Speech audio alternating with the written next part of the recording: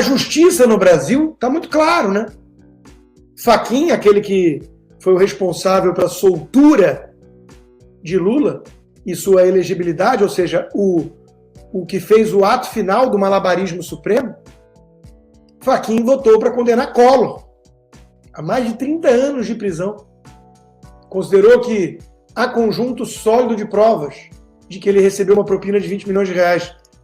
Ué, Sérgio Cabral solto, Lula solto e o Collor? O que tem de estranho nisso? Ah, lembrei. Puxa vida, que coincidência. Collor não é aquele que andou apoiando Bolsonaro? Ah, tá. É só coincidência, mais uma coincidência suprema. Claro, eles não tentam nem mais esconder o que está acontecendo. Você conhece aquele ditado? Aos amigos tudo, aos inimigos a lei. O Brasil precisou reeditar esse ditado, porque não há lei. Aos amigos tudo, sem dúvida. Soltura, malabarismo, vingança, perseguição aos responsáveis pela sua condenação e prisão, indenização, por que não? Aos amigos tudo. E aos inimigos? E os adversários? E a quem ousou criticar? O arbítrio, a vingança, a vendetta, a destruição, a humilhação em praça pública, a perseguição aos familiares. O Brasil tem dono? Sempre teve. Nunca foi um país sério. Hoje, talvez, o dono seja outro. E se vocês acham que era ruim na mão de certos picaretas e empresários poderosos, aguardem. Aguardem para ver o que é uma ditadura comunista. Aguardem para ver o que é Xandaquistão para valer. Quando, descontrolado e dobrando a aposta a cada dia, porque até aqui chegou impune, com os aplausos da mídia e de muito vagabundo nas redes sociais, por que um homem desse vai parar? Por que vai parar no Alan dos Santos? Por que vai parar no Daniel Silveira? Por que vai parar em mim? No Fiuza? No Paulo Figueiredo? Por que vai parar no Deltan Dallagnol? Claro que não vai, né? O TSE atropela a lei e os fatos para caçar Deltan Dallagnol, diz o editorial da Gazeta do Povo, apoiando-se em termos no condicional e exercícios de pura adivinhação. O relator Benedito Gonçalves atropelou a lógica e a verdade dos fatos para caçar Dallagnol, já que o ex-procurador não se encaixava nos critérios de inelegibilidade da lei de ficha limpa.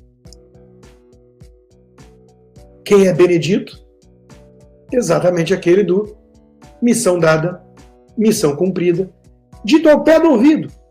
Não era para os microfones captarem. Do chefinho, o todo-poderoso ministro Alexandre de Moraes, que assumia naquela circunstância o comando do TSE. A votação para a cassação de Dallagnol durou menos de 1 minuto, não teve debate, foi por unanimidade. Pá, pum. É assim que funcionam as democracias. Risos, brincadeira, hashtag só que não.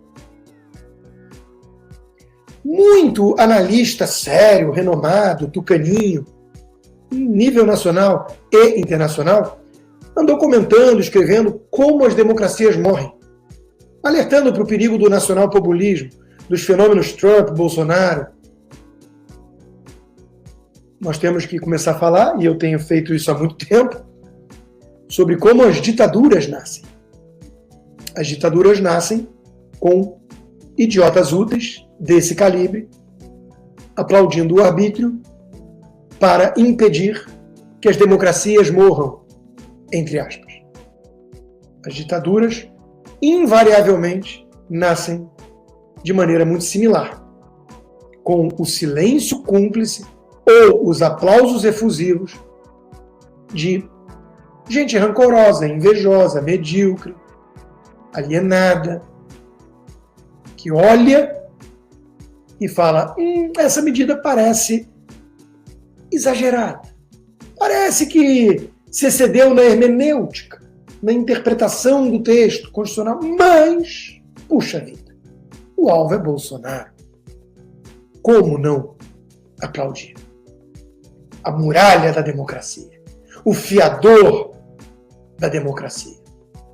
Sim, Alexandre de Moraes foi chamado dessa forma por veículos tradicionais da imprensa. Muito jornalista aplaudindo. O dia que fecharem o veículo de comunicação deles e eles estiverem no olho da rua, eu tenho o direito de uma gargalhada? Pergunto a vocês. Ou vai pegar mal? Se eu rir. Defesa de Deltan Dallagnol estuda medidas para recorrer da cassação. Calma, que agora eu fiquei comovido. Caiu até uma lágrima. Ai, Rodrigo, você está pegando no pé do Deltan. Calma. Ele elogiou ministros do Supremo até ontem. Hoje ele é alvo, ele subiu o tom, mas ele vai recorrer ao STF. Vocês percebem? Ele tem todo o direito, aliás, ele deve fazer. Temos que usar todos os instrumentos. Nem que seja para provar o ponto de que não há mais nada que remeta a uma democracia nesse bordel chamado Brasil. Mas vamos tratar as coisas como elas são. Isso é apenas isso, né, Deltan? Um truque retórico. Um argumento. Você não pode, a sério, virar e falar: vou recorrer ao STF. Essa medida foi injusta. Só falta emendar depois: confio na justiça. Aí é piada. Vem pro meu lado, porque ele é libertador, ainda que arriscado. Perigoso. Irreversível. Você acha que eu espero meter a mão no meu dinheiro tão cedo? Eu não espero. Eu sei com quem eu estou lidando. E eu chamo as coisas pelos seus nomes. Bateram minha carteira. Antes fosse. Aí é o marginalzinho. Congelaram bastante dinheiro. Percebe? Eu não confio na justiça. Eu não viro e falo: vou recorrer ao Xande. Xande, Vossa Excelência, poderia, por obséquio, liberar o dinheiro? É porque tem até parecer de Ministério Público dizendo que isso é excessivo, não tem? Ou não? Não sei. Imagino que sim. A diferença entre mim e essa turma é que eu não finjo mais que existe lei na selva chamada Brasil. Essa é a diferença. Eu sei com quem eu estou lidando e o que está me perseguindo. E o que está tentando me destruir. Me tirar de cena. Calar minha voz. Me intimidar. Eu sei. E a diferença quando você enxerga seus inimigos como eles são, não como você gostaria que eles fossem, é que pelo menos você pode se adaptar para uma luta ou, na pior das hipóteses, morrer com dignidade, morrer atirando. Eu estudei o suficiente história para saber o que são jacobinos, os precursores dos comunistas. Eu sei o que é um julgamento sumário feito em praça pública para enganar trouxa em nome do povo. Eu sei o que são os show trials soviéticos, cubanos, venezuelanos, nicaragüenses, chineses. E eu sei que o Brasil lulista / alexandrino flerta e caminha exatamente nesta direção. Elogiando, inclusive, esses modelos. Eles não escondem.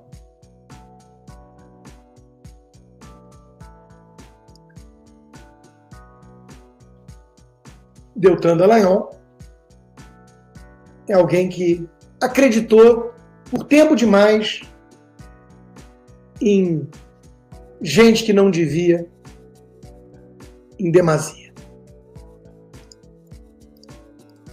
E, na melhor das hipóteses, isso é uma ingenuidade fatal.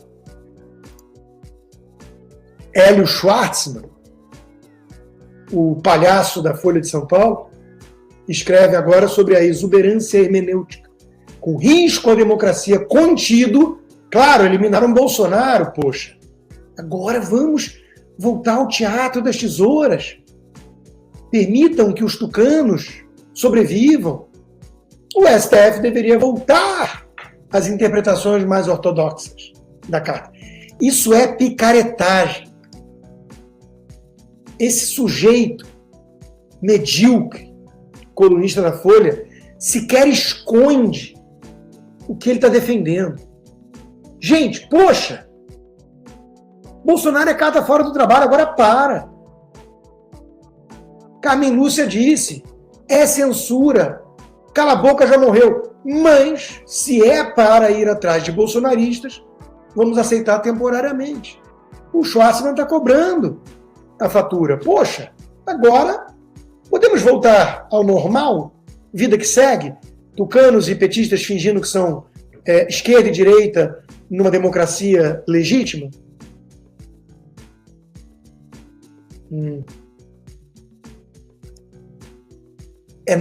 É sobre o direito de ser oposição, diz Amoedo sobre apoio a Lula no segundo turno.